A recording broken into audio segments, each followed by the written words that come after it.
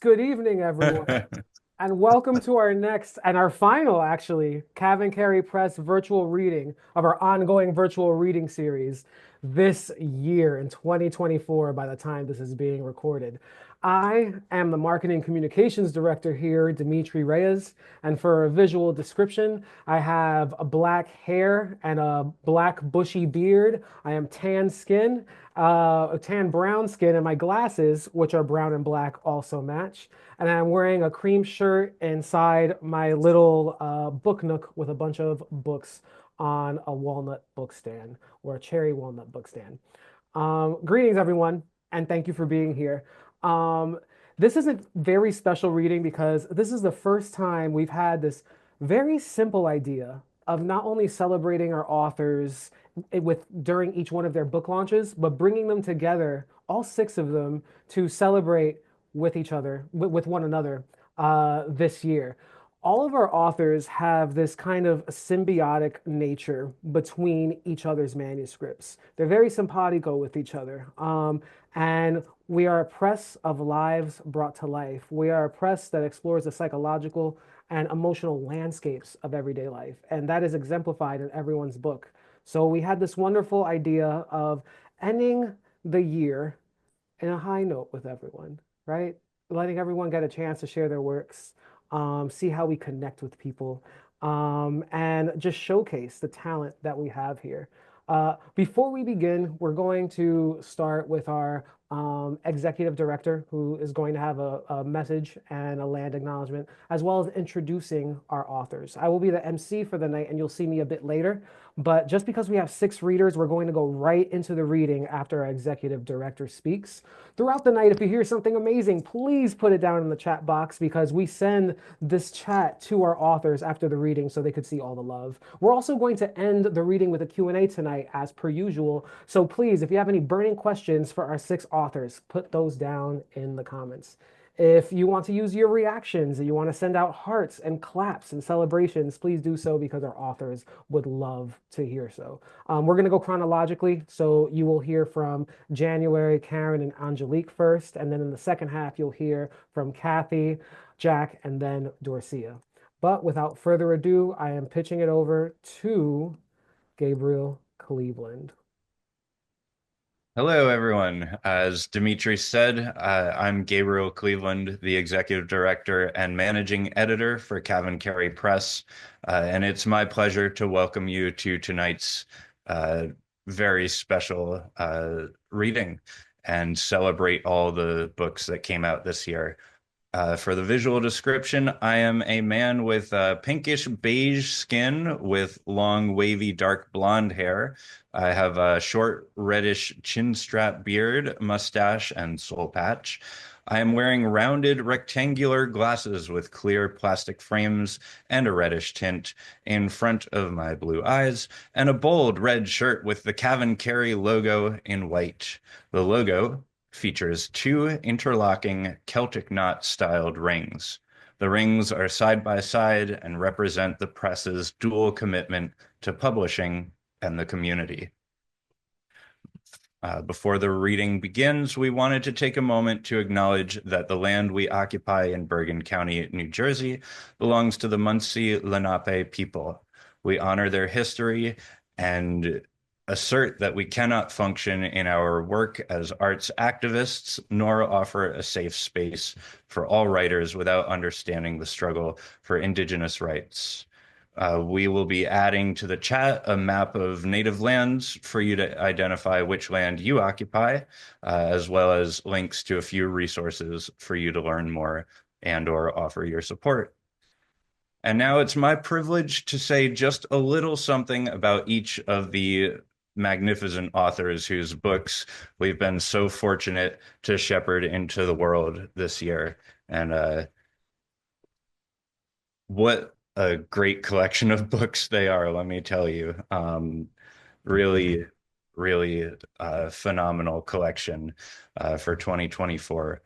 As Dimitri mentioned, at Cavankerry, we pride ourselves in publishing collections of the highest quality writing, created by writers who are driven to share their perspectives through poetry and prose with a kind of earnestness and clarity that anyone can open their books and find themselves somewhere within.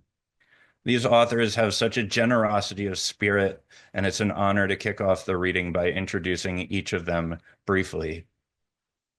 In Glitter Road, January Gill O'Neill writes with passion and precision, and her poems not only reveal how the alluvial remnants of the South's socio-political past ricochet and echo in our present time with all the force of bullets, but also, miraculously, she is able to counterbalance that lineage of pain with breathtaking moments of joy that shimmer like the sun over deep, dark waters.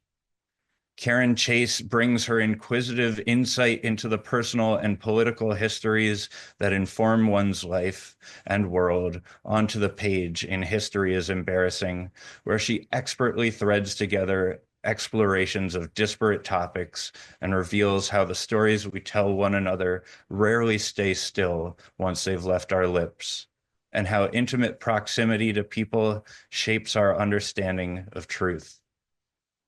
With equal parts grit and resplendence, Angelique Zobitz's Seraphim bears poems that range from tender moments to fierce and fiery resilience, offering a sensory delight and a defiant celebration of existence in the face of iniquity and a chaotic world, all the while managing always to radiate with joy. Kathy Kremins' self-proclaimed hymn of kindness, The Curve of Things, offers a musical, scarred, triumphant, and provocative ode to loving women, filled with rich imagery that celebrates every curve and delight that can be discovered, even within aches and yearning, and adamantly chooses love over defeat. In All at Once, Jack Ridl runs the gamut of concerns of modern life with poems equally meditative, heartbreaking, and life-affirming, thanks to his keen, unflinching eye, and his writing allows the reader to feel less alone, to be buoyed by its tenderness amidst the complexity of life. And finally, Dorsía Smith Silva's poems in Inheritance of Drowning wallop the page with gale force winds to reveal the disenfranchisement of her fellow Puerto Ricans through both the 2017 hurricanes, Irma and Maria, and through a socio-political history of exploitation of the island. And they present an urgent call to honor and protect cultures everywhere that are under threat of colonial oppression. We are so grateful to all 6 of our readers tonight for their unique and powerful work and how they promote understanding and care through their writing. So without further ado, I'm going to pass it to January to kick us off. Thank you so much. All right. Good evening. Thanks, Gabe. Thanks, Dimitri, and to everybody at Cavankerry. Just phenomenal. Glitter Road is my 4th book with Cavankerry. So I mean, that in itself is a miracle. So my love and admiration goes to the press and just sticking with me this whole time. So Glitter Road has been a fun ride. I really enjoyed this year, and who knows what will happen next year. So all the best. And this, I have to say, it's kind of nice hearing my fellow pressmates, because I don't know if I've really heard the other poets. We're all sort of in the same atmosphere, but we never actually sort of cross paths. So I'm just going to read 4 poems. I should actually give my visual description.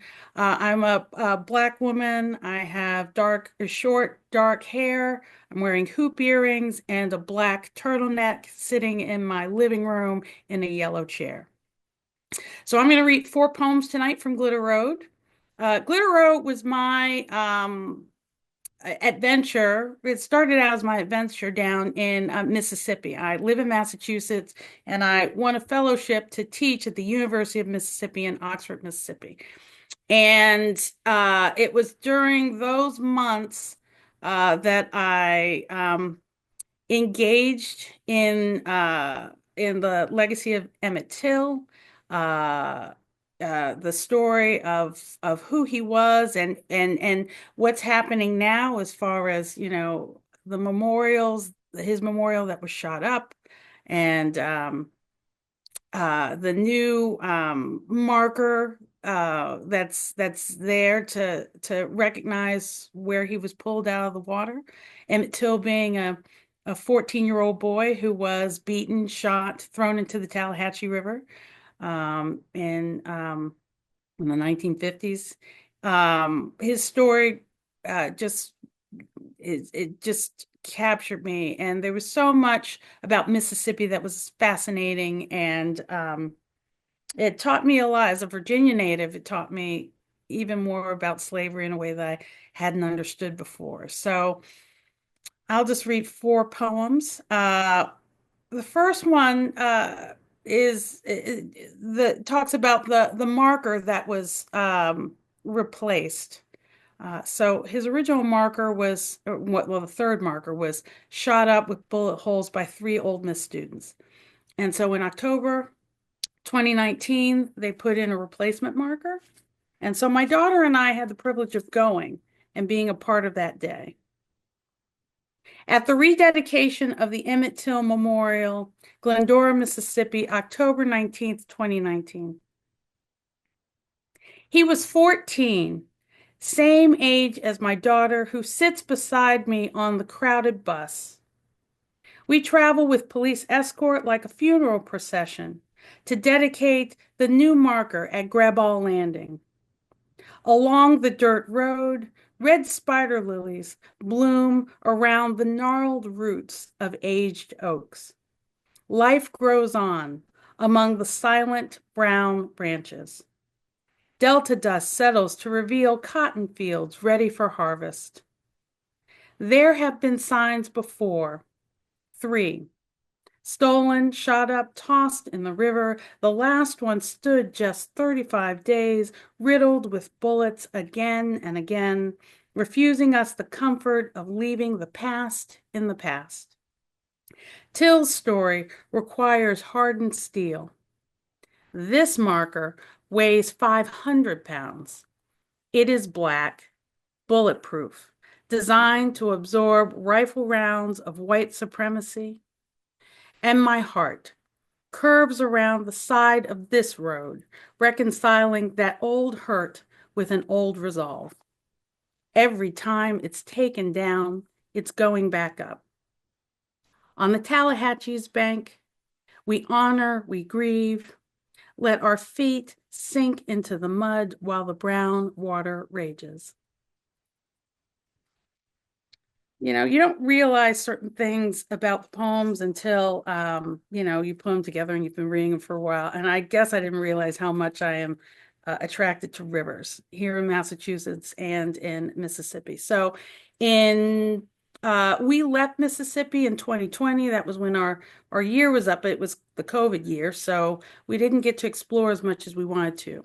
One thing we wanted to do was take a canoe ride down the Mississippi, not down the entire Mississippi, but a portion of it. And so we went back in 2021 and we were able to do that as a family. The river remembers. Here the water is silt brown, stretches mile wide, flat as a washed out conveyor belt, an unhemmed rumble strip. I can't read the river.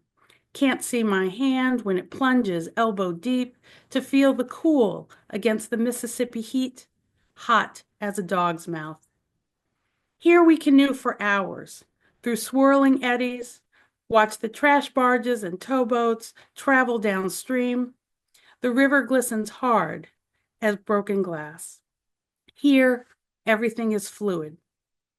In lower Mississippi, the south-south, where the 2-lane blacktop cuts through an infinity of flat, cotton, soybean, corn, farm, tumble-down shack. Creeks and rivers bifurcate the land like blood veins. Here, the GPS gives up. New islands form at the current's whim, and what is untouched grows lush and verdant. Willow and privet border the collapsing coastline. A carp leaps into the boat when it hears us coming. We stop here in an oxbow. Gumbo mud sticks to our feet. River rock, plastic, fossils, gar. Raccoon and coyote leave tracks in the rust-colored sand. The slaves, sold down the river, hid here, waited for their chance to escape up north, hid in caves, fled to the Twin Cities and Canada, their fate at the mercy of the river's next rise. Here's the nadir of our suffering, which started in one place to end in another. Here's where flow and marvel and history converge, this harm joy, this beautiful sadness. And so one of the great things about Mississippi, I gotta shout out Nadia, who's there now. Hey, girl. Mississippi was just an amazing experience for my family and me. We grew a lot, but I also fell in love down there. So I wanted to read a love poem. Mississippi season. He says he holds my mind. I'm going to start again. He says I hold my mind well, likes that I put my kids first, and have never tried drugs. The lilt in his southern drawl intoxicates me. He likes not being able to have all of me, makes him want me more. Broken finds broken, I say. So when he kisses my neck along my clavicle down to my breast, I break all over again after a drought of no kissing, no touch. How not being chosen can dim any light. For years, I told myself a story I could live with, thought of myself a kind of carnival fish in a plastic bag, floating in my own still water, waiting to be loved. Dumb luck that someone flips a red ring on the mouth of a glass jar, and just like that, I am kissing again, kissing a man so luminous, so beautifully flawed. I can barely look at him. And my mind, done with all its stories, turns to the carnal as I rim the hinge of his lips with my tongue and dive into this quenching. And I'll just finish with one more poem, but I feel like full confession. I have my dog sitting on my lap, and she is a terrible distraction. So I'm reading my favorite poem in the book. It's a poem that I wrote in National Poetry Month, I think in 2021, with Cindy Veach, who's on this Zoom call, and Jennifer Martelli. And we had all saw the same poems because we write a poem a day in April sometimes. And we saw the same story, which was a snake being that had eaten a woman in Thailand, swallowed a woman. So we all have snake poems. And so this is my version of that story. Woman swallowed by a python in her cornfield. Inside every woman is a snake. Some think I'm a hoax or an oddity, rarer than winning Powerball or being struck by lightning. Everything has a form, even doubt. Think of me as someone you've met in a dream. Green stalks shade the sun, keep me hidden from the villagers, the non-believers. To find me, you must enter me. Oh, that your body fits into my body makes us unholy. Let me press my mouth to your scar, run my tongue along your flesh so I can taste how you wound. The wild boars patrolling the edges won't save you. Footprints, flashlight, machete, slippers, all that I've left behind. Inside every snake is a woman. That's the part of me I love the most. Reticulated constrictor, word made flesh, time unfolding, lore and legend. I am done telling the kinder story. I am a myth of my own making. Part my snake flesh, and you will find me intact, clothed as I was when I visited the corn. Think of me as the gift you're unsure how to open. Thank you. Oh, my goodness. January, thank you so much. I'm looking forward to hearing from you during the Q&A. That last one is a fan favorite. The chat box is lighting up. All right, we'll see you soon. And now, everyone, here is Karen Chase.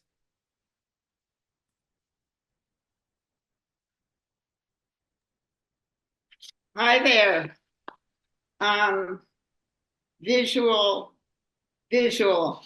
I'm a white elder with long whitish grayish hair, and I'm wearing a red scarf, and I'm in my kitchen in front of a photo collage. And I'm going to read from History is Embarrassing, which is a collection of essays. The essays are very personal, and I'm just going to read a drop from the preface before I read from an essay. Each one of us is one tiny dot in the enormous flow and flood of humans from the beginning until now. Whether your dot is large or small, it doesn't matter. Each life is equally a story that adds to the human story. This is what comprises history. E pluribus unum. History is embarrassing because, like it or not, you, my reader, whether you are a clerk or a king, you are part of history.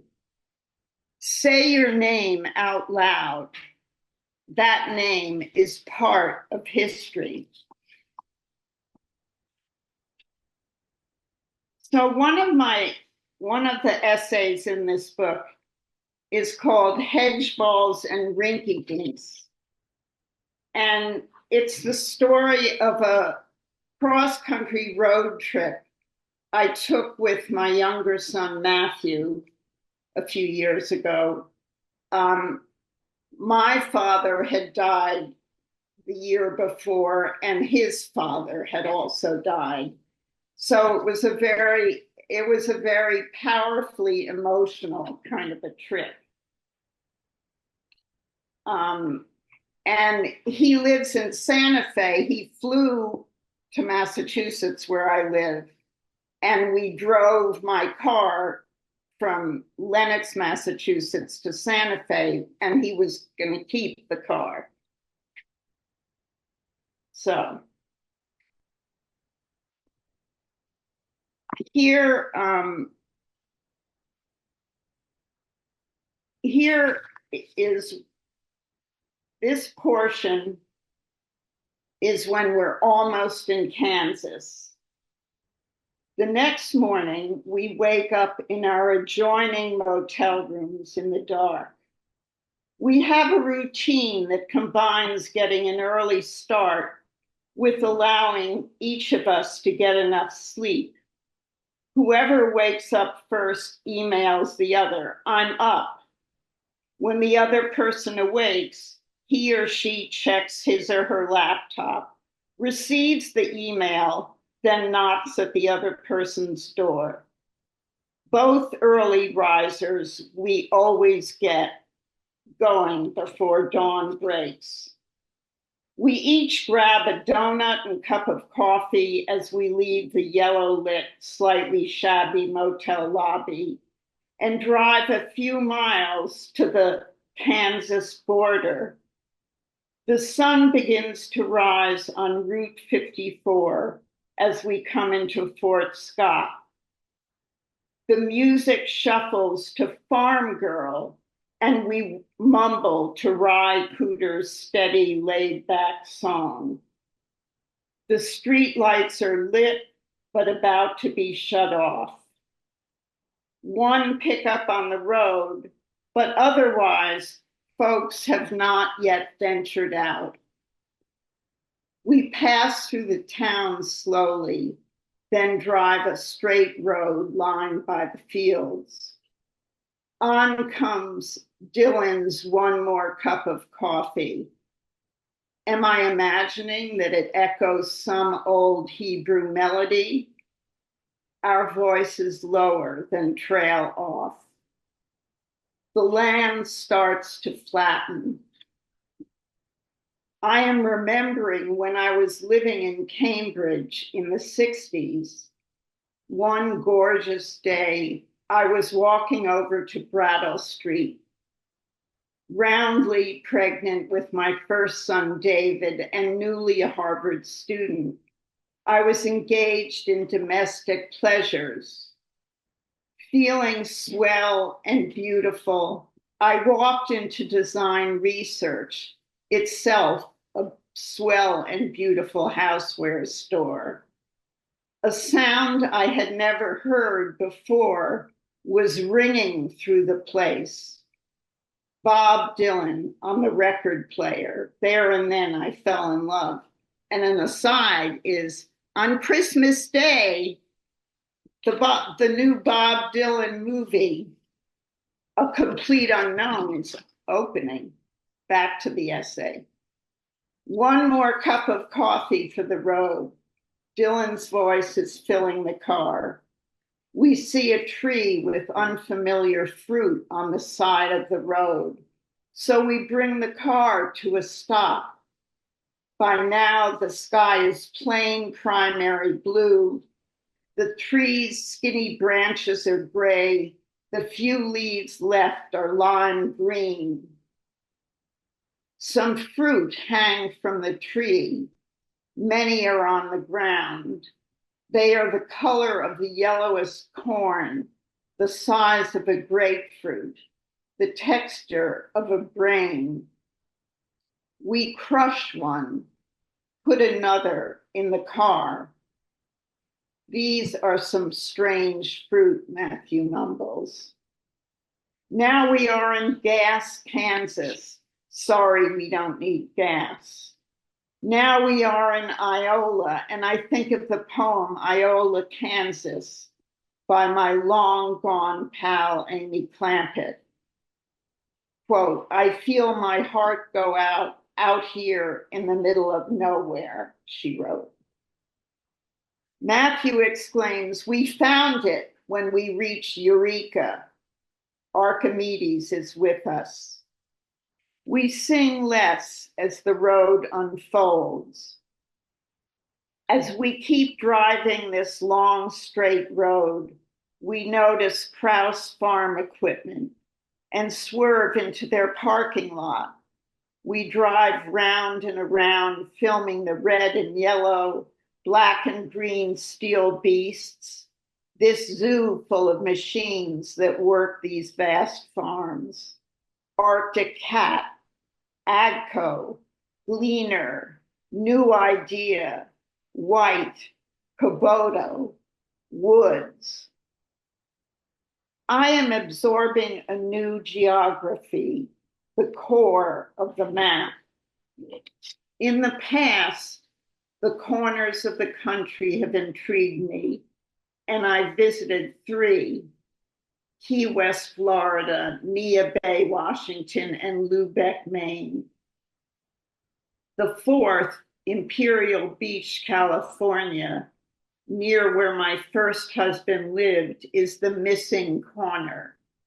But now, Kansas, the heart of the country, lands me on a crossroads of feeling as we steer further into the interior. I think that's where I'll lay off. Not laying off, but Karen, that was an excellent way to, as what we're saying in our work meetings at Cavankerry, land the plane. That was a perfect part. So thank you so much, Karen. We'll zoom you back in when it's time for a Q&A. See you soon. Right. Okay, so now I am introducing Angelique Zobitz. All right. Hello, everyone. Happy to see you all here. Thank you for joining us as we close out the year. Um, I will give my visual description now, and then I'll pop into the poem. So, I am a brown-skinned Black woman with medium brown hair, worn long and straight, with a bit of wave and curl, think weave, dark brown eyes, a wide nose, and wide lips. I am wearing a dark green V-neck sweater, and I'm sitting in my living room, dining room, office area. It's an open layout, in front of a lot of books and games and clutter, because a lot of those are my daughters as well. So, so Seraphim up here was my debut full length collection. And I could not have asked for better with it coming into the world via Cavankerry Press. As a kind of first timer, there was lots of anxieties around getting this book out into the world because it meant so much to me. Seraphim are a class of angels in heaven that were created to sing the praises of God, the celestial chorus. That's all of those things you think about. But they have this heat and this fire, this keenness. They have these huge voices who uplift as well as ignite others. And this is how I think of Black women and the community of women who have mothered me, auntied me, who have ushered me through this world and protected me and given me a legacy that I reference in every part of my life every day. I think there is just an incredible fire and that sits within Black women, and our joy. We figure out how to find joy despite the circumstances, and so or the world around us. And so this book was an homage to all of them. And I tried to make this a diverse representation of Black womanhood and woman with an X for inclusivity. Because I think there is, growing up, I remember there was an acceptable, quote, type of Black person to be. Or when I was out in high school and I'd ride the train through the city of Chicago, you know, there was the idea that we were too loud, that we were too energetic, that we were something that needed to be quieted. And so in this book, you'll find every type of Black woman that I've ever encountered in my life. So the very erudite and learned, you'll find the sister girl from around the corner. You'll find everyone in between, the ones who like to go out and pop it in the clubs, because I think they're all a reflection of divinity. So I'll start with this first one, which is called Sister Seraphim, Inextinguishable Light. It kicks off the collection, and I had just moved back to Chicago. There's some backstory to this, and I was across the street from a gas station, a very popular location in Chicago, and it was 3 o'clock in the morning. I woke up to a lot of music. I looked out the window, and somehow a gas station had become a dance club, and it was the best thing ever. I wanted to be pissed off because it was 3 in the morning, but it was great, and I loved every bit of it. And it made me think about how we can find and create joy anywhere. So, Sister Seraphim, Inextinguishable Light. They dancing and singing tonight. Black Barbies backlit by gas station fluorescents, stunning, singing, holy, holy, holy. Their loud praises rattling my window, syncopated steps, wings out, rhythm on, radiant, with a backbeat unbroken, backs unbroken, unfettered, and unbothered in 8 and 16 time. This very night, there before me is an angel, and I saw her drop it low, all while cars pull in and out, top off or fill up at the pumps. I can relate to being half empty and thirsting to be full. She, They blazing. This could be worship, loud and exuberant as every light leached club where I once got hot and sweaty to reggae rubbed underneath some body as vigorously as kindling before catching fire. It could be easy to forget how good adoration feels. I can't forget what good feels like paradise.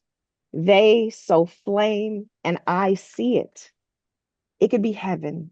This lot of half-leveled, bumpy concrete, glittering full, jeweled with bottle shards and wrapping paper confetti. They could burn it all down, but glory. They invite us to join the chorus.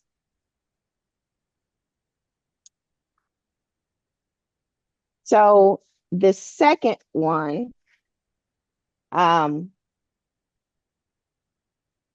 is a little bit of a quieter poem, but it's about the joys that you find in the personal and intimate moments. My daughter, Ella, she just turned 12 a few weeks ago. And when she was a younger one, I'll say she's still young because she's 12, but when she was a little younger, we had this nickname for her called the Revolution, because everywhere we went and every time we encountered something, she'd be the first person to pop up and say, Mama, that wasn't right. That wasn't nice. Why are they doing that? How do we change it? And so we started calling her the Revolution, but then I thought about my mother, my aunties, this idea that we can go out into the world and make change. And so she very much embodied this. We had just moved to Indiana. It was a college town, so it still was on the cusp of some rural area. And we would get all of these bunnies and, hawks and things coming through our backyard. And so we started to ask ourselves, as she was inquiring all the things that she could be, if she was a animal, which animal would she be? And so this poem is called Transfiguration, or As the Spirit Is, So Follows the Body. At night, the revolution and I deliberate the benefits of metamorphosis, the merits of inhabiting animal bodies, consider the gifts, and settle that to be a bird of prey, swivel-necked, keen-eyed, with crushing beak and claw, a great horned owl would be best. We discuss whether we subsist only on crow or snake or juicy mouse or frog. Question if it's more fulfilling to crunch the bone or chew the rubber band tendons until they snap under the pressure of our attention than to peel the skin back and chew warm and pulpy the muscles of cold-blooded beasts. I've eaten frog and snake, yeah, Mama? But mice and crow, I suppose I'd love to learn the taste. She nods her head and snuggles into me. To her, I am the fiercest, hungriest animal. It is so tender and good. What is truth but what we have all agreed to believe? That poem actually leads into that little quiet, intimate poem, leads into this kind of louder one that talks about our collective belief and how we choose. If we hear something long enough, we'll start to believe it. This climate. But this in particular was about the mythology, the building of a story about a woman who might not be likable or considered likable to others, but we don't ever think about what goes into making that person. So this one was a poem I wrote a long time ago, called A Mouthful of Prayers for Wendy Williams. And now this was written back in, I think, 2017, 2018, but there was a recent documentary that came out about her. where people are now looking at her and her legacy a little bit differently. So, in parts. 1, what woman hasn't been bent back from herself, skinned down to interior muscle, left an exposed shell contaminated with specks of dirt, an oyster cracked open early, ugly, vulnerable, ready to misshapen pearl? Who hasn't borne flawed love just to call themselves loved, to see love in the sentence next to their names, accepting half of what could be whole because at least you are not alone? Gal, listen.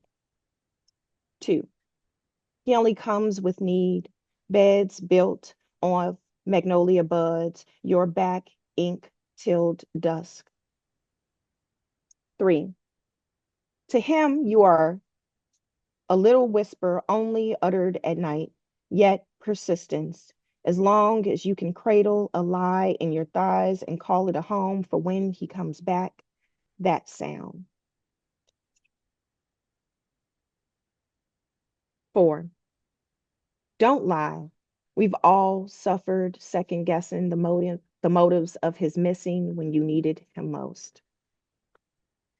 5, beloved, I wrote letters to the love of my young life that went unanswered, published writings I clipped for him to read, highlighted pages of astrological readings of our future, which of us needed convincing. His reply, I am sorry, I don't respond, I can't afford distractions. 6, cousin prioritized making him a plate so he knew she'd be willing to eat the scraps of his feast. 7, 2, Auntie got a story, praise her resilience. She could love a man who brought back another baby, set up 2 households in adjacent states, drove her to drink, can transform self-hate into complaints, opinions so ugly they manifest all that bold obscurification that she's been not enough, can't find better, not equipped to sing any song but bitch, ain't loved anyone half as much as him who's loving her half as much as deserved until we all consider it truth. 8, exhortation. And then you add your exhortation.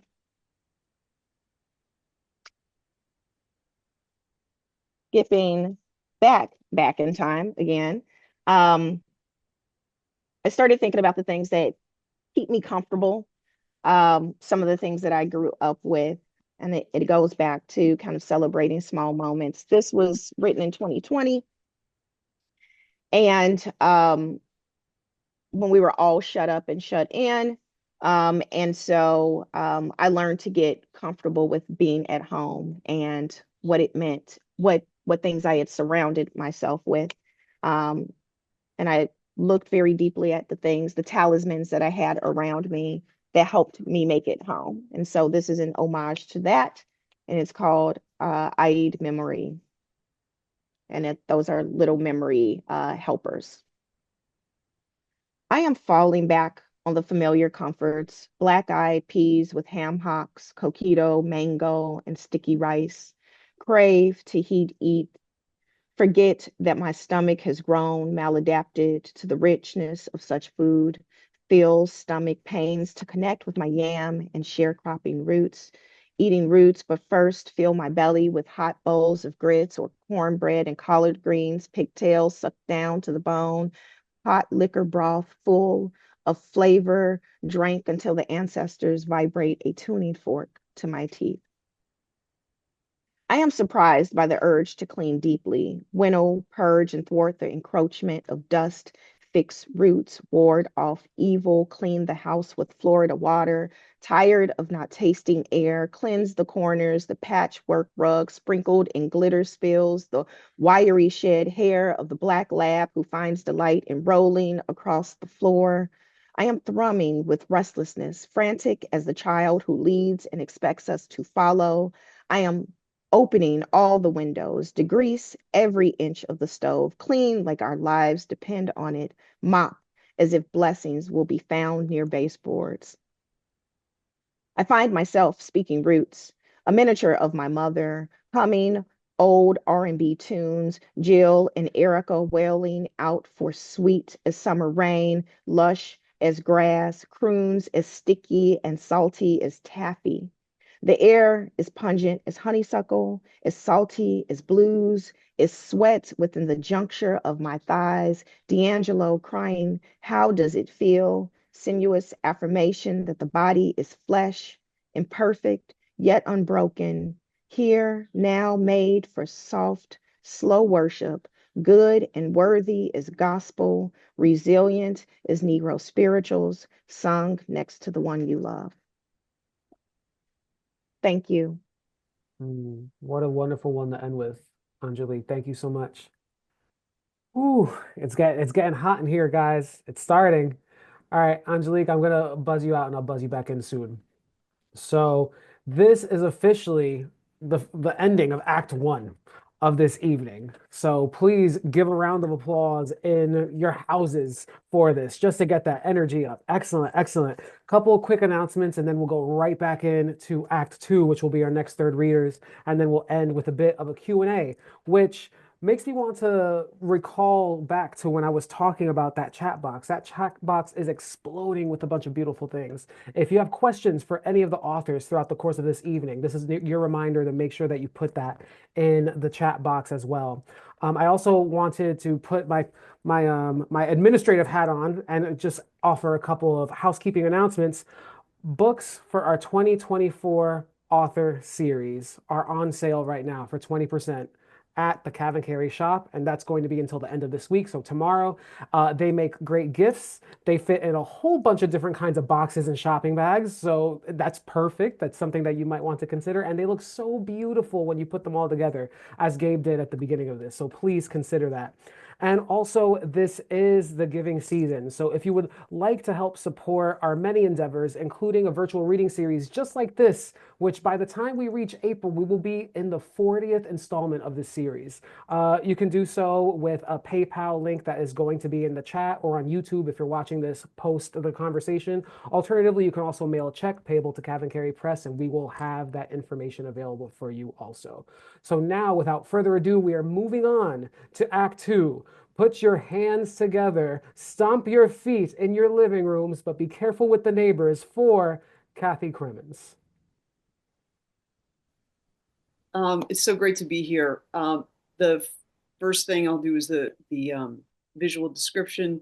I'm a white woman with short gray hair, glasses with red frames, lots of earrings, a nose ring, wearing a plaid red flannel shirt, framed by two bookshelves and a charcoal drawing.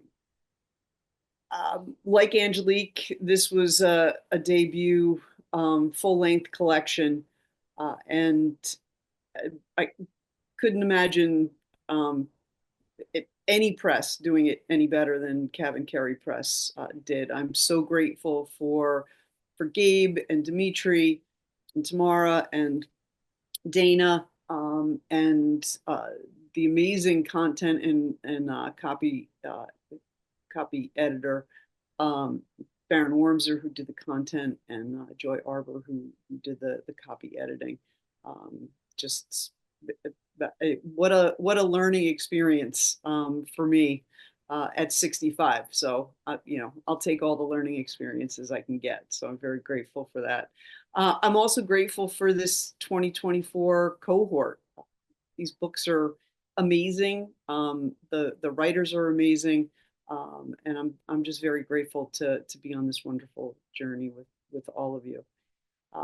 I'm reading tonight in memory and honor and gratitude for my teacher, Nikki Giovanni. I'm going to read two poems that I've been trying to read poems that I don't typically read. So at every reading, I'm trying to read one or two poems that I haven't given voice to before. So the first two poems, which are shorter poems, are those poems.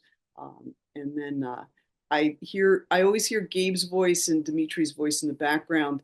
And they're like, Kathy, make sure you read the title poem. So I will read the title poem before I end this tonight. The first poem is one of my favorite painters is Elizabeth Catlett. And there's a fantastic exhibit at the Brooklyn Museum. And if you haven't seen it, it's open until January 19th. And this is a poem called Red Leaves, which is one of her more famous paintings. So it's Red Leaves to Elizabeth Catlett. Your large flowing hand covers the page of the book, and the words seep into that strong hand, up into the sinews of your able arms, across shoulders that have known the world, into the beautiful neck that your tilted head rests upon. Your eyes look skyward, out into a burst of red leaves as you translate those words into your own voice and wisdom. How is a book a window? How is a book a mirror? How will you paint for me a new wonder? This next poem is titled Acushla, which is Irish for darling. Acushla. At 5 p.m, snow has slowed to a seductive pace, teasing with its intermittent touch. The space between each flake is vast and crisp with caution. At 5 p.m, the blue teapot whistles and steams, rattling me into the cedar room where you lie quilted in sleep.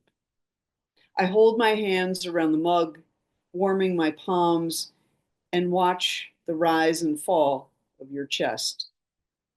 By 6 p.m, the snow drops in a frenetic free fall, filling the silence with white, and as you rouse, I dive fiercely as each flake into the hollow of your soul, begging to be burned.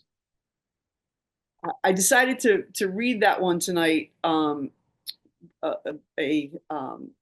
2 reasons. One, it's incredibly cold in New Jersey right now. I walked out this morning because I was wearing the jacket from a few days before, and I was like, got to go back inside. But I also am reading that as a shout out to my dear friend of over 50 years and basketball teammate, Ellen Vittoria, who is out on the West Coast. So Ellen, it's you Jersey girl, just so you know, it's very cold here. And because of hearing Dimitri and Gabe's voice, I'll read The Curve of Things next. The Curve of Things. Loving a woman is not linear. It is filled with half moons, semicircles, partial eclipses of the sun, 2 halves rolling into new geometric configurations, sensuous and infinite. China cups, cereal bowls, a sunflower center, your lips on my lips, puppy's head, your lower back, the mountains outline, the stars at night, a new moon, an old wooden barrel, your hands cupped, filled with water, the yellowed pear, the brass doorknob, this city's skyline in my rearview mirror, the brush in my hand, the sleeping cat, the printed letter G, slow word, your breasts in profile, my mouth on your neck, the silt-rich molehills, scared possum, the crystal goblet half filled, a globe, the enjambed line, a lullaby, a baby's pout, the geography of your foot. Halos of cigar smoke, newly permed hair, dabs of frost on windows, the tips of your fingers, cold beer bottle, hot cup of coffee, a beagle's howl, the rabbit's root, my breath on your cheek, red juicy tomatoes, the binding of a book, the tension in the bowstrings, a kind word, a quick pivot, the physics of baseball, the swelling in a joint, the brown cowl of the Franciscan, a tattooed bicep, the topography of your inner thigh, a half-bitten peach, an alto sax, a comb through your hair, a backward dive, a pebble, waves before they crash, the final burst of sunset, a mother and child rocking, painting a female nude, a back arching in ecstasy, a cat before pouncing, a movie screen, your soft moans.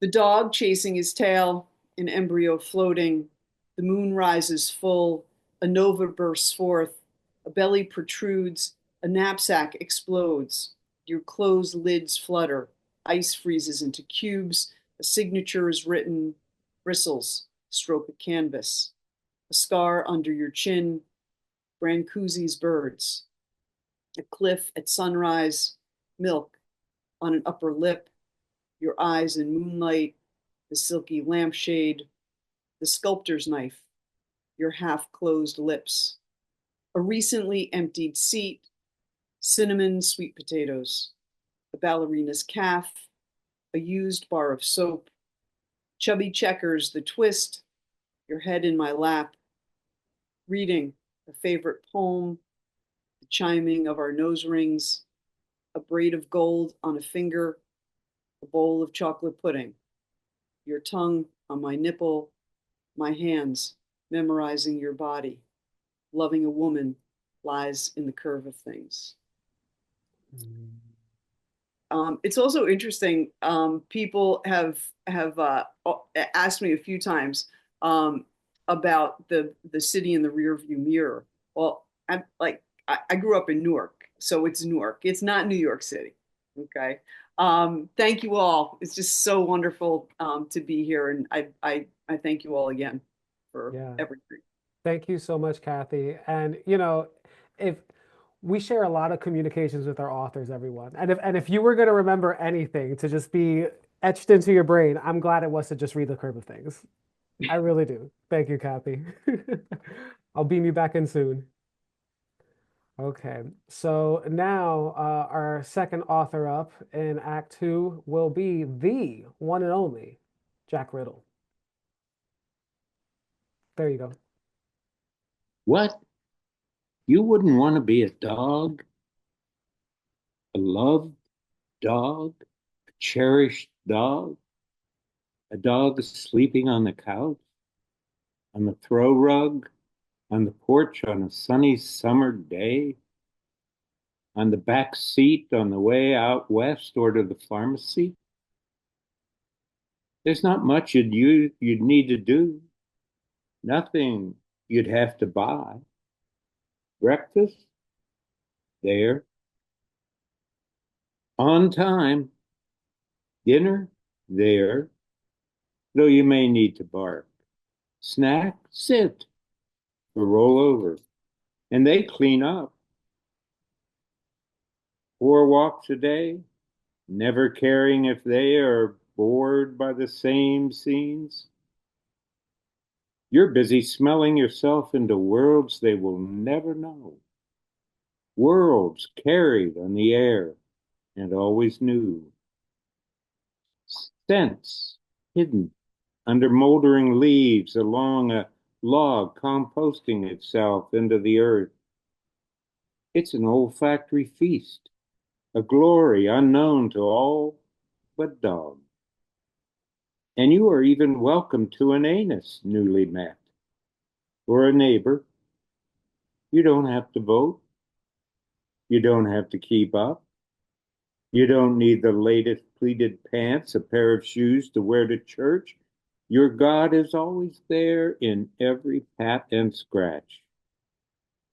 Not one worry about the economy, the weather, getting a good night's sleep, the Iowa caucus. You never need to say a thing. You will never know that anything will happen. You won't know one day you won't be here. You'll wag your tail.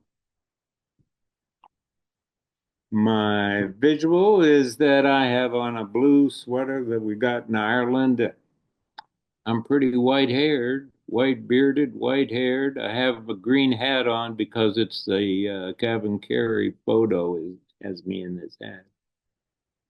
And I'm an old guy heading toward 81. I'm sitting in front of a very large painting, and there's some books over here. Everybody else, I don't think I'll thank Dimitri and Gabe. No, I'm not. What did they do? Everything, right? Everything for us. We're the fortunate ones, that's for sure.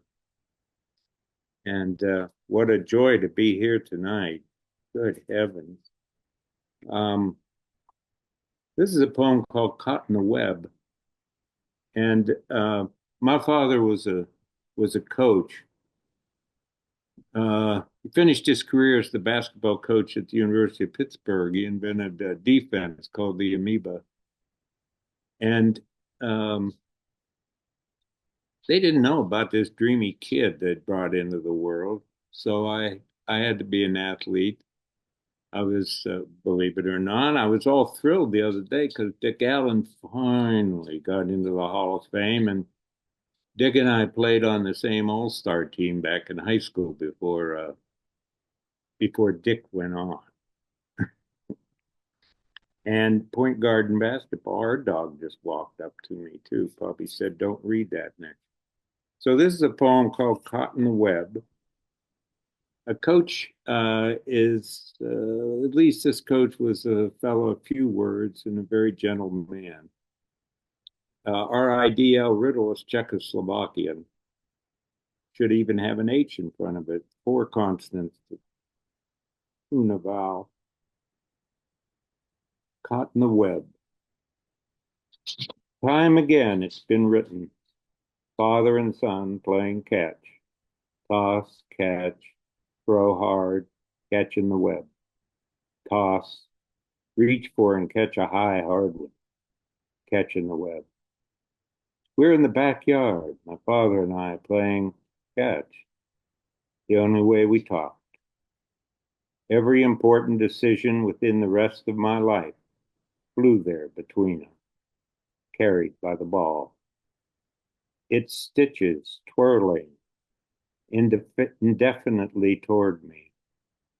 My glove, the web, each of his throws held a comma, a question mark, at times an exclamation point.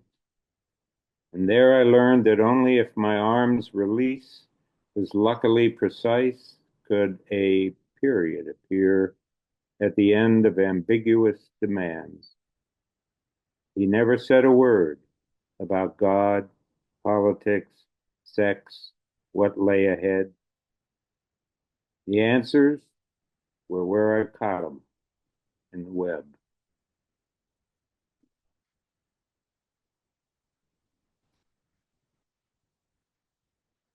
This poem is a poem about what happened and is still happening in Ukraine. And it's 2 voices, mom and a little daughter, young daughter, called On the Bus to Poland. Where's Daddy? I don't know. Tell me why you don't know. I don't know why I don't know. When will we know? I don't know. I wish I did. Does Daddy know where we are? You mean on this bus? Yes. I think he does. I hope he does. I'm hungry. I know. I'm thirsty too. I know. Do we have anything? We will later, I hope. How much is later? I don't know. Where are we going? A new country. Its name is Poland. Is it like where we live? Kind of. Are the people like us? I think so. Are they nice? I'm sure they must be. Does Daddy know we're going there? I think he does. Yes. Will my friends be there when we get there? I'm hungry. I know you are. My friends, will they be there? I don't know. That would be nice. Did you bring Suzzy? I did. Suzzy's in that big bag. There are a lot of trees here. Yes, there are. And my fourth poem, the last poem, is the title poem of this book. And I want to mention that our daughter, and how wonderful, Cavankerry, you guys, to say yes to this as a painting. Our daughter's an artist, and one of her paintings, and got to be on the cover. Title poem, All at Once. And by the way, there's a context for this. This is something that happened 2 days, I think it was 2 days before the school year ended. All at once. That's how it happens. Always happens. It could be at a circus, the clowns all smiling beneath their paint.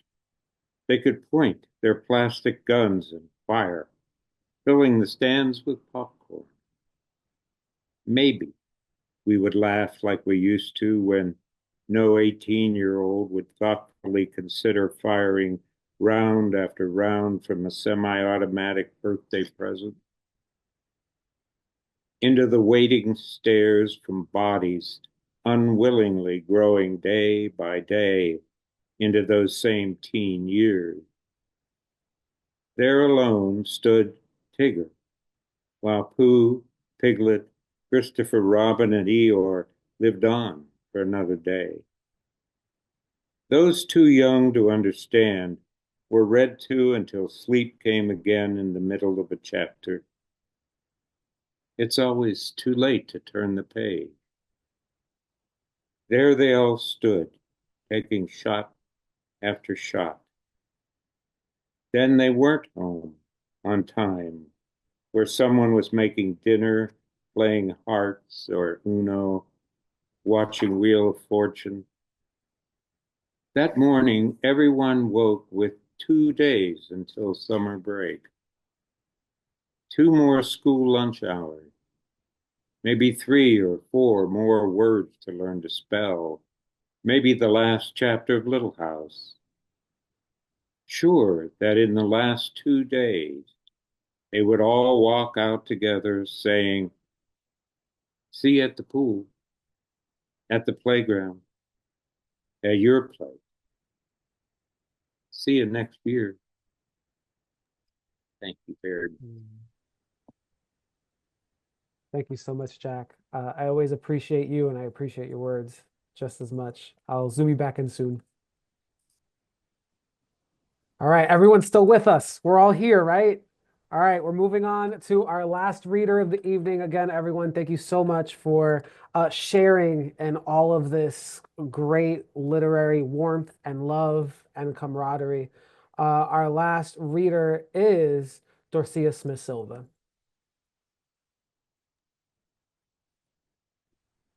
Thank you so much for that introduction, Dimitri, and thank you so much, Cavankerry Press, for everything. And thank you to my wonderful pressmates. Your readings tonight have been amazing. Thank you so much. And Cavankerry has published, here we go, my debut book. There we are, An Inheritance of Drowning. And the book really centers around Hurricane Maria, which was a devastating hurricane in Puerto Rico in 2017.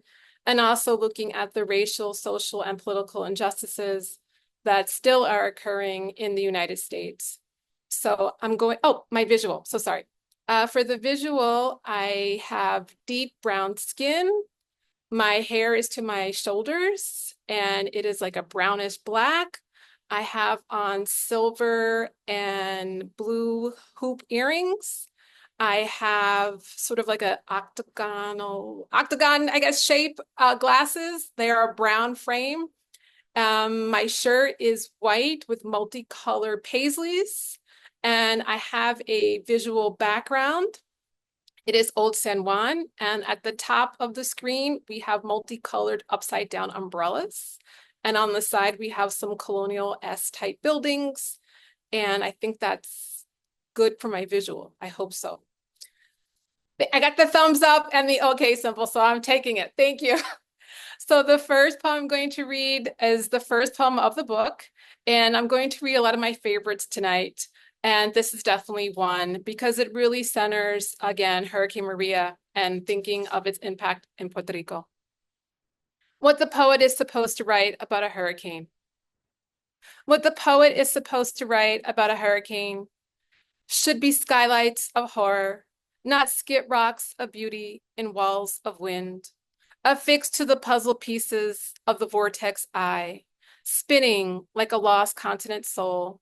How the lively whips should stun the mouths of gravity, hissing without hesitation, engulfing the stench of uprooted dirt and grass. The poet is supposed to decode the stanzas, shudder the name Maria into frail syllables, to wish a hurricane a fast and gritty death, not say its stubborn slow dances held intoxicating possibilities and mysteries.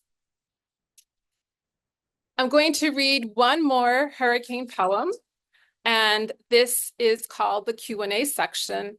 And this poem is for all those that when a hurricane comes, you have to leave your home, not by choice, but because your home is either no longer your home or because you are suffering from anxiety or other dire situations. The Q&A section. If you ask me why I left Puerto Rico, I would tell you that it wasn't because Hurricane Maria left me with a bloated album of waiting for the blackouts to skip between the trees. It wasn't because the roofs unfurled and the doors retreated to hollows somewhere in the sky. It wasn't because of the shells of water, inching like new constellations across an endless night. It was the full circle of fear, the kind that stays in my mouth like neon jawbreakers, refusing to surrender, tailor-made to dislocate words that I long to speak. I dread colliding against this familiar when the memory gathers like burning hands around your throat. And now I'm going to move into my favorite political poems. The next one is like an all-time favorite of mine because it talks about the missing BIPOC women that do not get the national attention that they deserve. So the poem is called Ghost Talker Poem, and I'm going to begin now. And for the Black girls that go missing from newspaper headlines and Spotlight 5 p.m. news, what happened to them? Kick the can over, see if the bones glint in the slips of sunshine. Press your ears against the grass. Listen to what bleeds. My mother in her lovely tongue. Those girls are probably with friends, hanging out in the basement, wearing cigarette pants. Cigarette pants for fashionable wants. They will turn up like loose change sidelined under sofa cushions, overdue books sandwiched in sweaters, favorite hairpins gagged by vents. Don't fret. Fret is a funny word for a young child. Sounds like forget. Don't forget, I won't, about the missing Black girls, probably already dead in a ditch or a field somewhere. I'm not supposed to think about death. Passing away, kick the bucket 6 feet under, meeting our maker, which is what my teacher said. The class guinea pig had stopped moving. Mrs. Hayes poked its feet and then shoved it into a shoebox, said that we could bury it across from the tire swing. In the back of the schoolyard, the dirt was ordinary, brown, hard. Eat your snacks, said my mother. Twinkies from 7-Eleven, maybe Wawa. Nothing from Superfresh or Pathmark.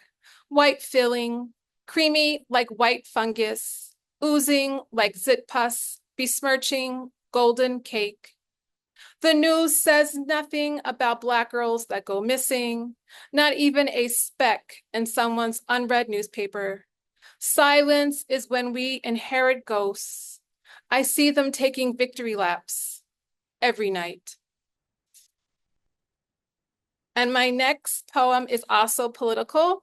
And this one is called How I Lost My Name. It's for anyone that has, I put this in quotes, an unusual first name. My first name is Dorsía, but I've been called Dorothy, Dorothea, or just, you, because certain people have said my name is too difficult to pronounce. So this is a personal experience in this poem of that encounter. How I Lost My Name. Your name, Dorsía, booms heavy, like wide-eyed darkness, said my teacher, as if light sat on his tongue. So I became a ticker tape of nothing to be called, and vanished in a famine sounds. My classmates backboned this death sentence, and left no disguise of this invisible girl at an elbow distance, who waited her turn like being asked to slow dance against a backdrop of double-edged drowning. And then my last poem is also a political poem. I normally affiliate and associate green with positivity, but in this particular poem, green is not going to be that. So I do have other poems where green is wonderful, the color of life, but here in this particular poem, it's called Archive of Green. You will listen and hear how green is really symbolic of a lot of negativity. Archive of Green. I'm afraid to squint the green morning. Kingfishers spill into trees. Grass churns their interrupted wings. My vomit gropes green conceived gallstones. Doctors growl, no green money, no service. Officers grunt, no green card, no mercy. Deportation agents hiss, sit in the green chair. Their eyes upend jaded faces to riot. How green precedes guideposts to exile. Thank you so much. Oh my goodness. Thank you so much, Dorsía. And Gabe, if you could start helping me bring some other people back in to add spotlights also, that'd be appreciated. All right, I actually might be able to get to them all. Let me see if I can race them. All right. Okay. 1, 2, 3, 4, 5. I'm missing one. Angelique, where are you? Okay. I think I got it. He was probably at the bathroom or something. Oh no, he did it before I did. Okay. That's fine. All right, everyone. Thank you so much for being here. Now we are done with Act 2, everyone. We're moving to 3. We're moving to Act 3. We're almost there, everyone. Now is the time where we could do the kickback and we could start talking to each other. This was amazing. And the teacher in me and the poet in me, although we had questions planned, I think I'm going to go off the record and we're going to start with a question that I didn't even have planned because Dorsía, when you were talking about your poems, I always chuckle when folks start saying this is going to be a political poem. And then when people go into the poem or when people go into the essay, like with yours, Karen, this actually applies to yours also throughout history is embarrassing. The political and the personal cannot be separated from each other. They're kind of both there because, all of the books that we pick up, they're personal to a T in the way that they're exploring those emotional and psychological landscapes. But then they venture into these different avenues. So anyone who wants to speak about this within our group, and we'll start with Dorsía and then we'll cascade for as long as we can. How do you choose to orient yourself between the personal and the political? And Dorsía, we'll start with you. Well, I know I prefaced that, but I really am a firm believer that all writing is political. So I just put that out there though, because some people, when they come to readings, they may be expecting a poem that's just about, birds or, the grass is green. But a lot of my poems, they mix everything. And so I just want people to be kind of aware of that. But definitely, I'm a firm believer that poetry is political, writing is political.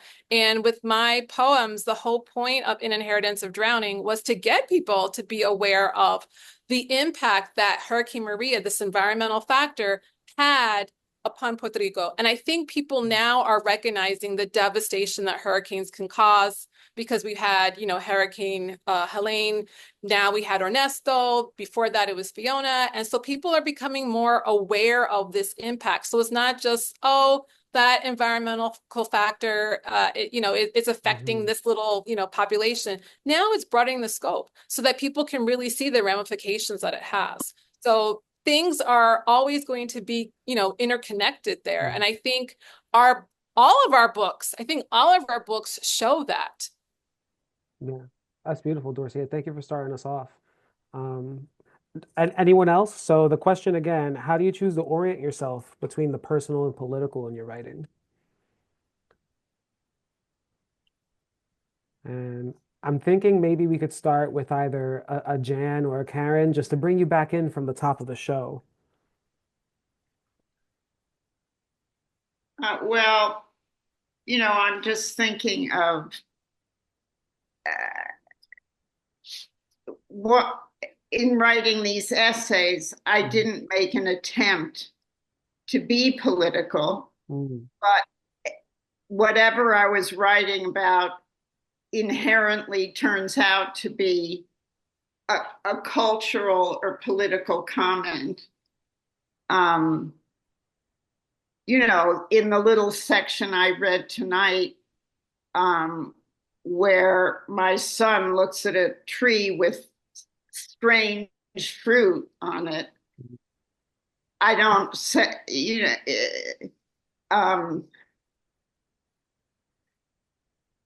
there's lynching implied in that exchange. It's not stated. So I'm just all through the essays, there are echoes of political and cultural significance, I would say. So what I'm hearing, Karen, is through that personal narrative that you weave, the political just kind of folds in to just the process because it's just a part of our experience, how we're experiencing things. Yeah, I think it's just woven in. It's inherent. Yeah. Beautiful. Thank you. Someone else? Probably take one more from the group. I'll just jump in quickly. Sure. And just say, I agree that, all of my writing, I think all poetry is political. So, that just makes it easy for me because I don't have to choose, so if I want to write about, Emmett Till one day and, who I choose to love the next day and, something about the environment, the day after that. I mean, I don't have to choose. They all sort of rotate through. So, it's kind of the nice thing about kind of knowing what your center is and what you believe in. And then, from that, you can pick and choose your topics and then, and then share them with the world. But I don't really make the distinction. There are some poems I write that are overtly political, as we talk about like political parties and where we are as a democracy. But in general, I think we have access to all poetry and all the shadings in between. So I don't really make that distinction.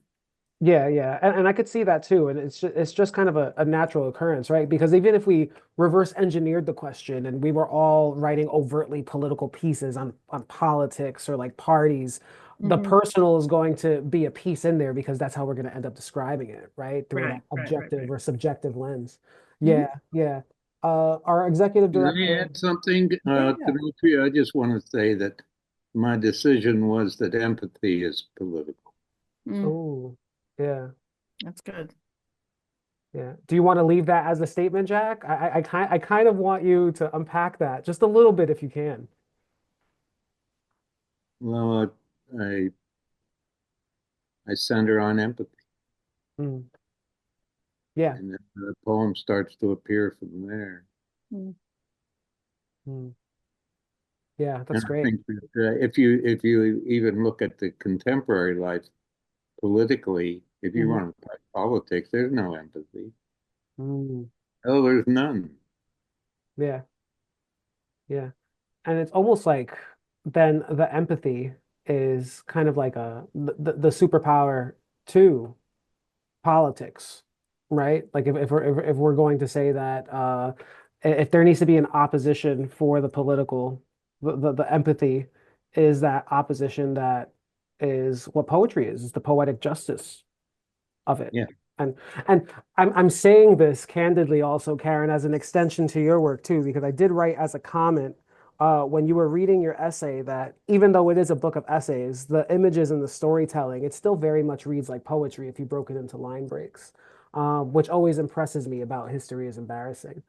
Yeah, before we go on to the next question, Gabe did mention that Karen at the top of the reading that you said at the beginning of it, we are all a part of this history, so our stories inform of the society we inhabit and what we wish to see in the world.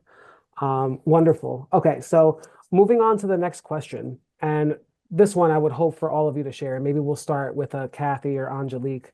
All of you were published because you represent Cavankerry's purpose of publishing work that explores the emotional and psychological landscapes of everyday life.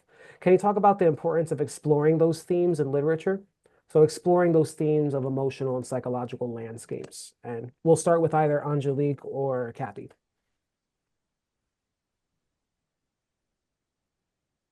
Me. Um, it honestly a little bit dovetails from the question that just preceded it about the personal being political. And in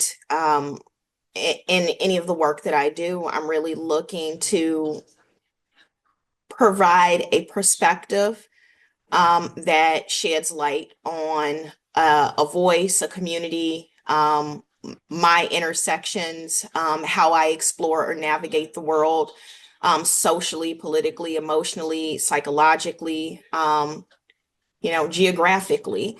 Um, I think it's too often we get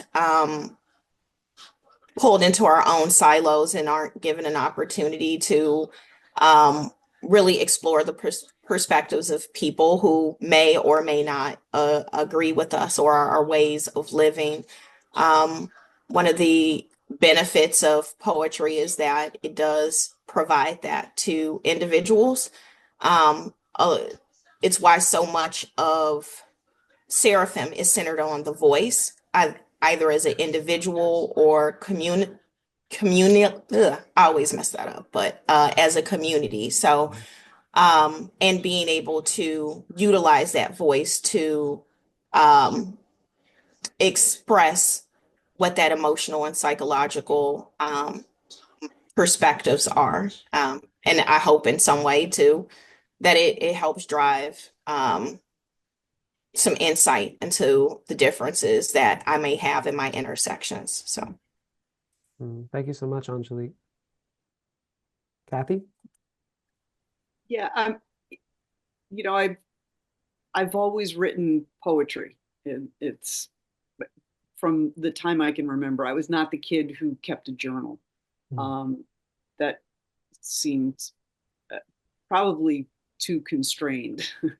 And I wrote poetry to try to understand myself, to try and understand the world around me.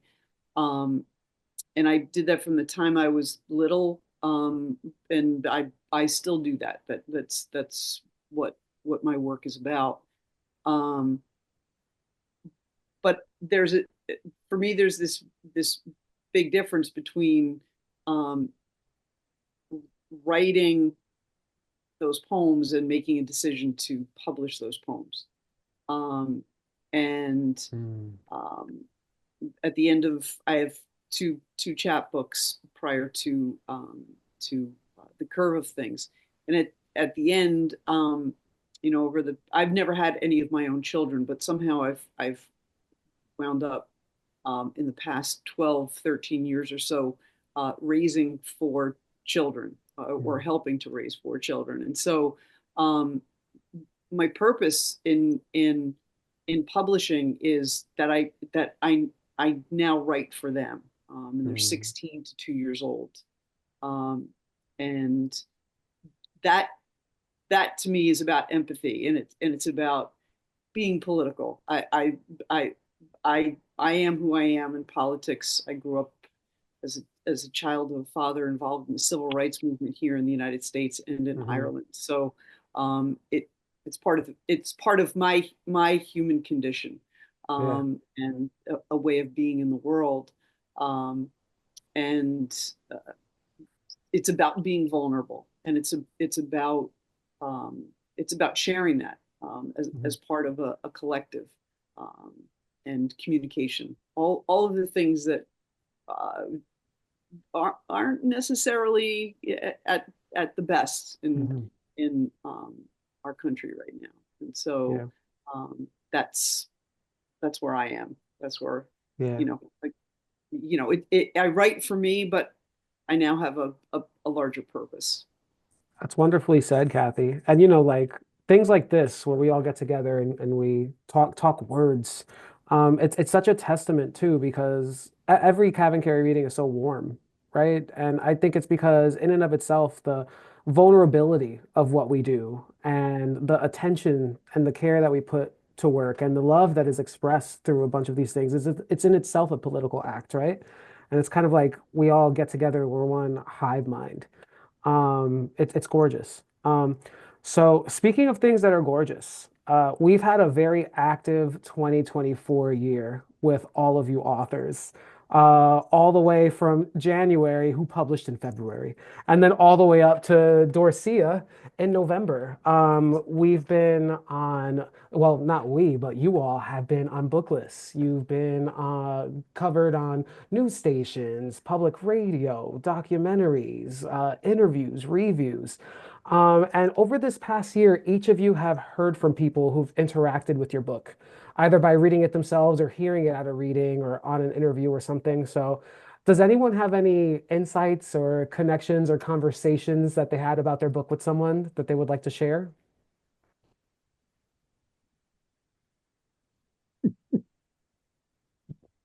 Yeah, go ahead, Dorsía. Oh, okay, there we are. Yeah. Yes, I was with my local book club last weekend. It was really fun having them do my book because I'm so used to them, reading other people's work. So it was kind of funny, like, here I am like the author. And so many of them, when they were reading the book, it was like this moment where they said, you made me remember certain things about Hurricane Maria. And some of them I had to tell them, like, yes, I wrote about it, but not every experience in the book is my personal experience. Like, it's just the poetic form. So it was really interesting how they were able to remember certain things that happened during Hurricane Maria that they had forgotten. One was very new to Puerto Rico, and she said she wasn't here for it. And she said, wow, I didn't know this about Puerto Rico. For instance, that some places in Puerto Rico were almost a year without electricity.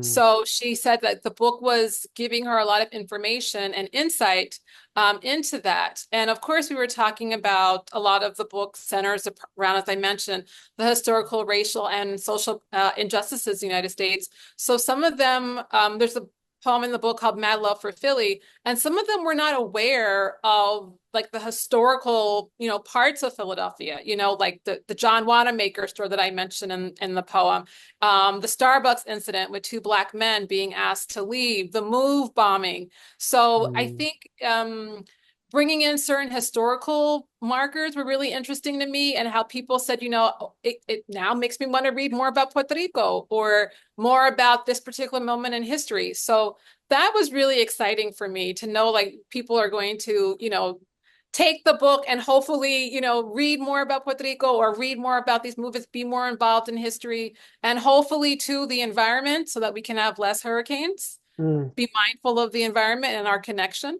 So that was really, special to me. Yeah, yeah. These books are teaching tools, right? Like our personal experience. It's like, you learn things through just hearing stories from each other. That's how we trade information. Exactly. Yeah, wonderful. Anyone else? Any great feedback or any cool stories so far, Jack? Well, I had an unusual, for me at least, Okay. an email the other day from a massage therapist at the psychiatric hospital in Ann Arbor. Hmm. And she keeps 3 copies of the book in her office, and she puts one beside each patient that she's talking to. And she said, time and again, they open the book, read something, or, don't read something, and move on to something else, which I always recommend. But the point was that every one of them that say had the same answer. I feel less alone. Wow, that's beautiful.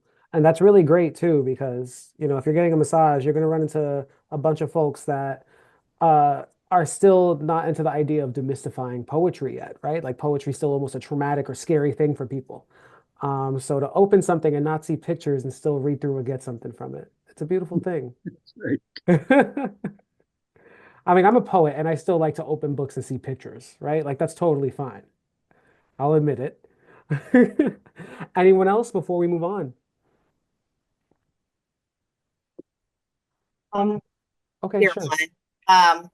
I think one of the things that was most surprising for me for my debut is that I had someone reach out who had been gifted the book, who then found me on Twitter to connect with me and tell me that she herself is she teaches English in Panama.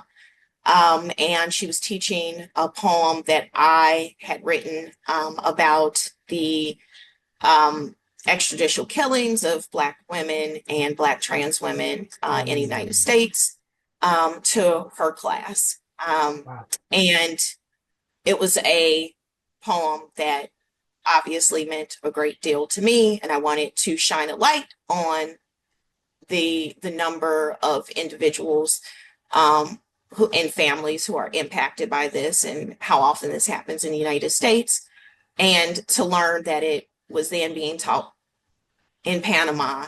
Um, it it touched me greatly to know that something that is what that was intended for. I wanted someone to learn and say, who are all of these people who go missing, whose names we don't know? The list that gets longer, and to have a class learning that in a different country so that there's a light being shined on what's happening here, when oftentimes the media does not shine a light on Black women killings. Um, and so that was by far the I think the most touching thing that happened to me this year, as it relates to this book. Man, that's powerful. And I know that it's probably well, not probably, it is. It's so layered to actually know that it's happening everywhere. But now, hearing that dispatch from a place across oceans that this is still happening, this is happening at other places, right? That's wonderful, Angelique. That's great. I'm glad that, we could help foster that. Yeah. All right. So. Ooh, that's just good.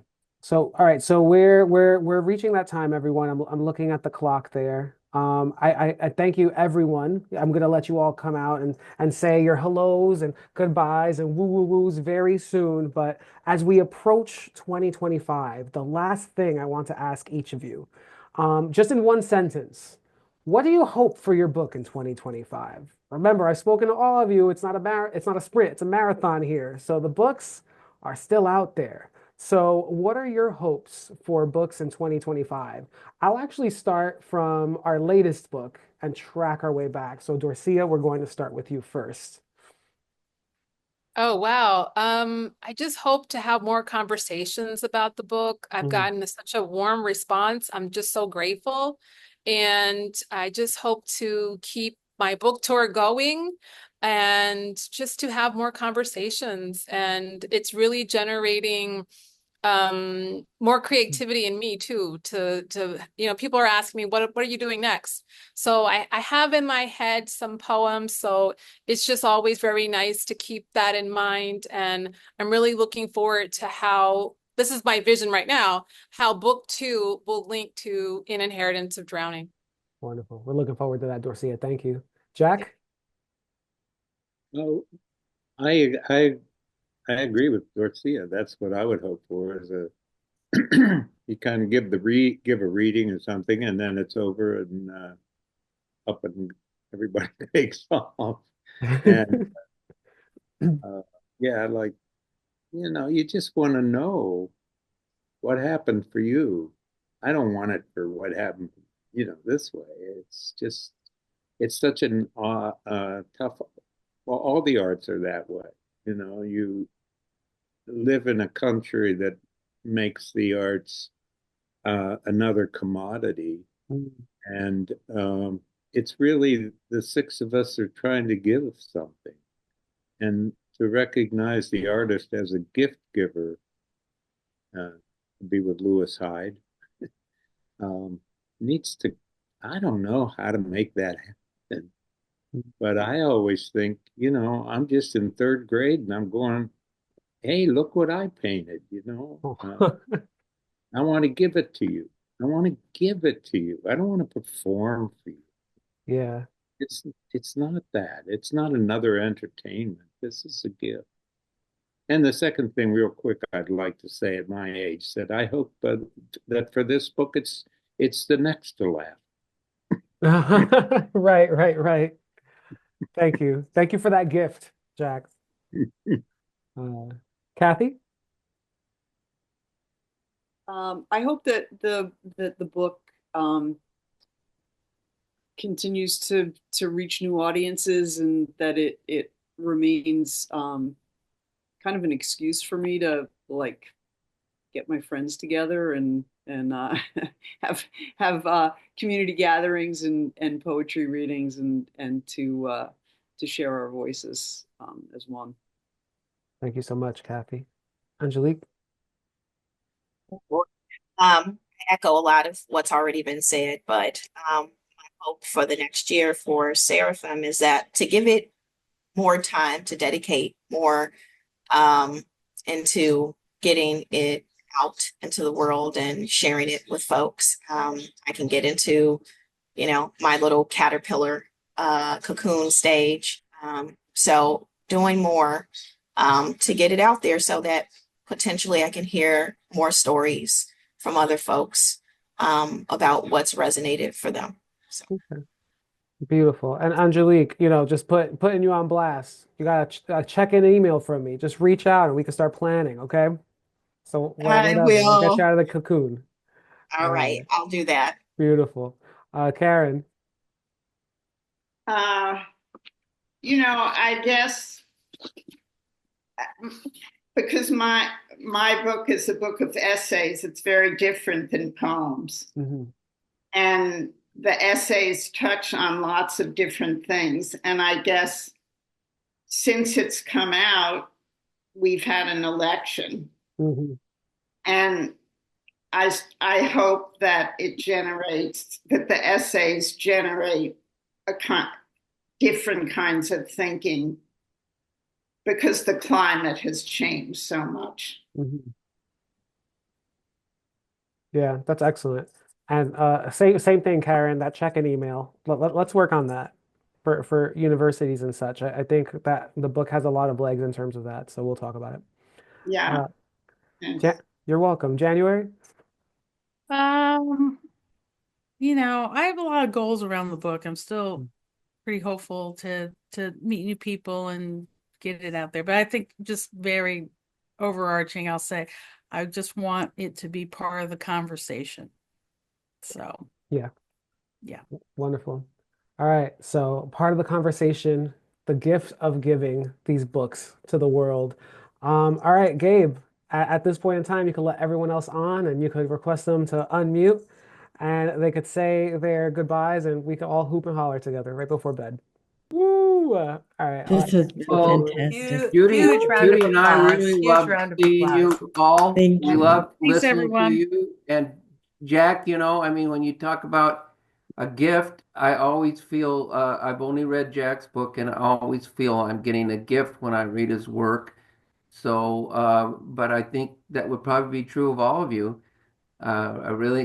Judy and I loved listening to all of you, and good luck to you all.